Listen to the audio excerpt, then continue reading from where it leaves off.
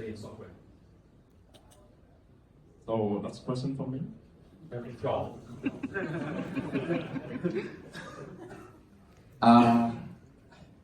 So yeah, it's a difficult question because like directly IT, less.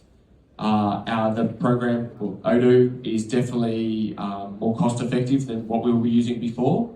But I guess the amount of money that we were spending in the business previously was much higher than what it is today. It's not something that I'm proud of as a business owner, especially a family business. But with the current climate and the way things have gone, we've definitely been able to make a leaner business using this bit of software than what we will be able to do before. Yeah.